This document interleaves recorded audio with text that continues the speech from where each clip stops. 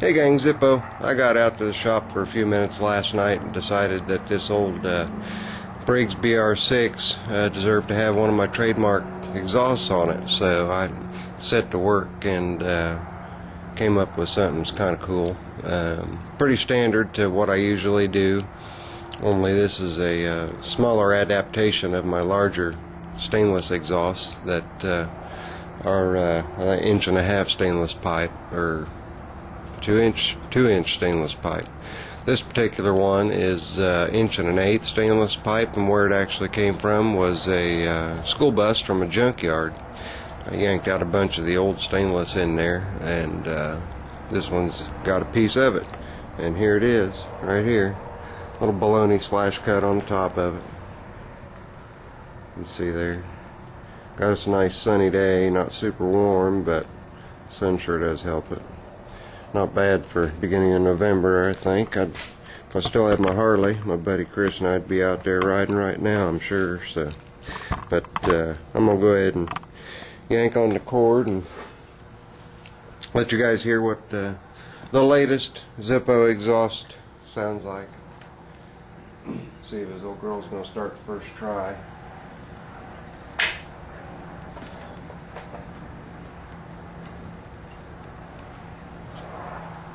And just so you know, hands on the exhaust. Let me get this set up just a little bit more so you can see there.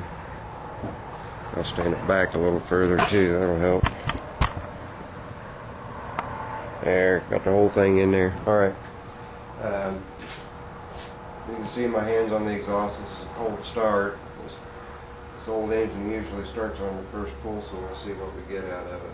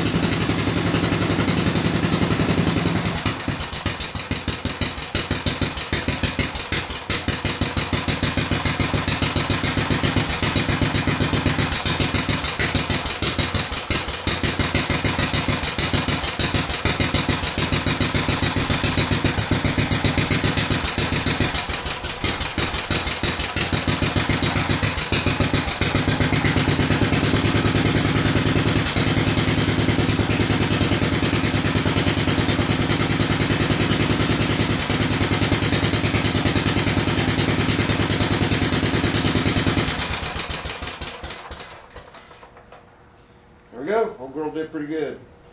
I like the tune that comes out of these stainless pipes. Kind of a tinny sound. Really don't know how to explain it better than that. Still got a deep throaty sound to it, but a little tinny at the same time. Kind of like you know, a nice cammed small block 350 with open headers on it type of sound. Anyway, that takes care of that. That's a couple minutes of that thing running for you, showing you my latest exhaust. And I'm going to go ahead and pull in and show you guys the lock nut setup here that I had talked about. Let me get it turned around so we've got it in the sunlight so it's easier to see. By the way, this 100-pound motor, I've got to get my little Hoyer lift on to move it every time, so I figured I'd just set it on my old tool cart. I don't know how well this is going to... Yeah, it ought to show up okay. There we go. Alright, now as you can see, I've got a 90-degree elbow and then a 45-degree straight elbow here, and back down here there's a lock nut at the block that's got it locked down. And then my reducer here is locked down to the 90-degree 1-inch, and then the 45-degree street elbow is locked down again, going down to 7/8 from 1 inch, or 3/4 to 1 inch from 1 inch, which helps give me my back pressure in the stack to help save my upper valve train. But anyway, I had a couple guys when I did my adding a stack muffler video some time back. I didn't really show exactly how to lock everything down. Well, that's how you do it. Tighten everything hand tight, get everything positioned and lined up where you want it, and then let these lock rings hold everything in position. You don't want to over tighten your exhaust, whatever you use in your exhaust, whether it's just straight muffler or what have you. You don't ever want to over tighten any of it. You want it to just be tight enough, hand tight, and then lock everything down with your lock rings. And I believe I mentioned it before, but you guys can get these lock rings, or more or less just electrical conduit box lock rings. You can get the older style. They're becoming harder and harder to come by, and I think I showed those on a quick video tip here just a little while back, so skim back through those if you want to see. But anyway, there's the old BR6 with the new exhaust on her, and who knows, this old engine, if I can get these decals duplicated, the ones on the ends of the gas tank, I may go ahead and strip this down and give it a nice repaint and get new decals on it. I've done whole tractors and a couple of engines, but I think this one deserves a good paint job. I'll keep that same pukey looking green on it, I suppose. But anyway, this is Zippo, running on 7 minutes. I've babbled on long enough. I'm going to be doing a quick video here in just a minute. I'm going to use this engine as an example for the next quick video, and it's actually somewhat of an advertisement to a gentleman who is gracious enough to send me a free sample of his product.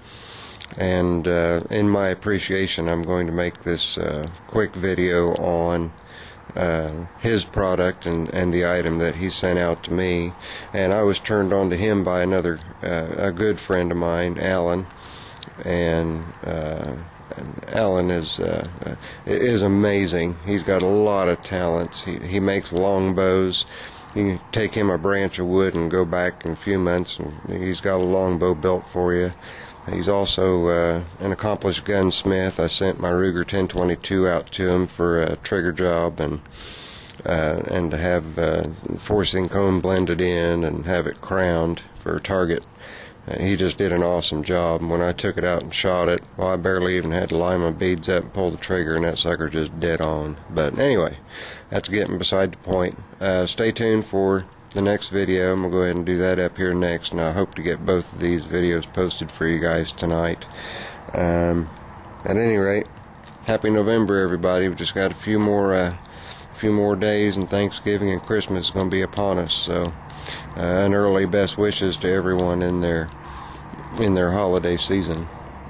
This is Zippo. Later. I'm out.